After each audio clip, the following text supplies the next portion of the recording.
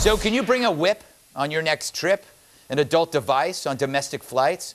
Well, according to the TSA, vibrators on planes are A-OK, and so are chains, leashes, and restraints. I guess I could stop shipping them ahead of time. A spokesman for the agency tells the San Francisco Chronicle, which still exists, that inspectors are trained professionals and know a vibrator when they see one, I bet. And they won't confiscate it.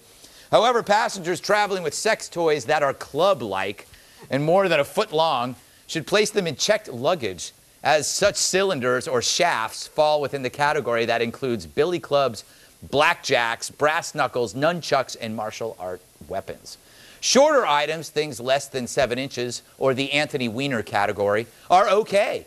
Finally, are there actually any devices that you should just leave at home?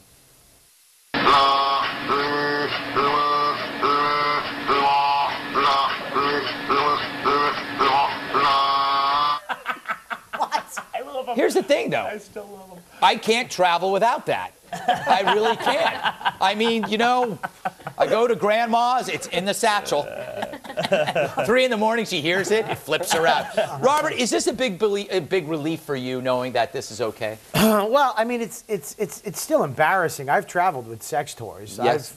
You know, there's no way around knowing that they're going to see it, but you have to. There's things that meant like shape, size, and age of the sex toy. Right. And yes, I said age. Yes. Because the new ones all look like what it looks like. Right. Back in the day, they were made of steel and like fine woods. That's true. You know what I mean? It looked like a power sander. Yes. More than a vibrator. You could actually just say, I mean, you're helping your friend with a deck. Yes, exactly.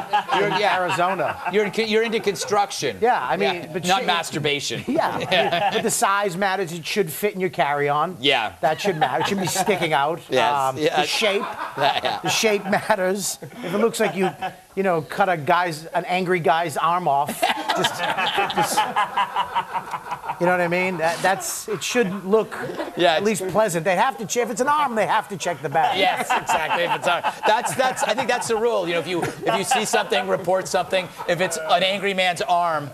Hey, Court, have you ever run into trouble with this sort of thing? I had an embarrassing moment. I was flying to a bachelorette party one time, and I had like a bag of fun gag gifts that I was going to bring there, but I put those in my not my carry-on suitcase, my suitcase that I was checking, but the bag weighed too much. So the first thing I grabbed to take out, I was like, oh, I'll just carry this bag on board. Right. And so I went to put it through the machine, and then I remembered as the TSA guy was like, what's this? That I had bought a water gun that had a penis. Can I say penis? A plastic penis on the end, so like, you shoot it, and like it, anyways. And so it looked like a gun, so that's why they were checking it, and they had to ask me what this was, and I was like, oh, I'm going to a bachelorette party, and it's kind of embarrassing. It's a prosthetic. But I did try to put it in the bag that I checked. You're the only one too much. You're one of the only Americans that broke the vibrator rule and the gun rule at the same time. That's amazing. But it pays now terrorists can get on board and just go, I'm going to a bachelorette party. Shaped like a gun. What did you fill it with? It would have been for water, and I think we ended up using it. You used it like squirting each other? That was a fun party. Not just a fun party, just hot chicks with water guns. Like you are now in a fantasy world, aren't you? You're floating around. She got me. Yeah, she did. Matt, so could terrorists now be trying to make devices that look like sex toys? Wouldn't that be the next step? Absolutely. I think they've already been there already. Yeah. I mean, you look at the numbers, Greg. 5 million women have vibrators right now in America. Yeah. Durex said 60. You did your research. Sales are up in the last 6 months. Listen to this. In the last 6 months, sales of vibrators are up 60%, even though the economy is not that good. Well, that's because they can't afford dates. The guys aren't paying for dates. So I look at it in a light that they want more, and they like guys who have them. So I turn them all on, stuff in my bag, and put it through. So they're going like crazy. They have all the security around me. All the hot chicks are looking at me. What's wrong with this guy? I'm like, good, look, I got sex toys. Best pickup ever. Yeah. Oh, it's like the best pickup line ever. Oh, let's go hit on the guy with his suitcase. 5 million people. We're not going to bark up the wrong tree on that one. He must have sexual dysfunction issues. I bet I can change him. But I think it goes big penis, then box of I think it's the penis first. You know, here's the thing. I got just 2 points.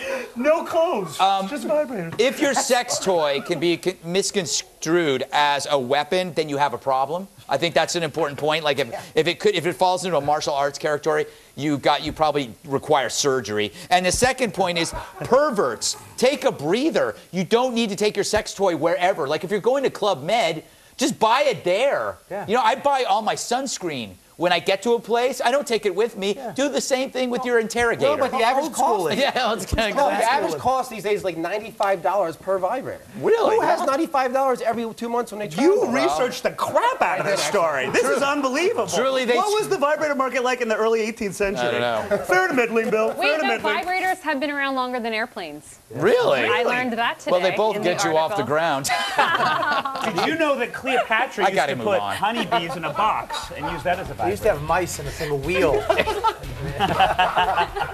They used to sell them via the oral legend. The cave paintings would describe how they worked. They were written with vibrators. Yes, they were.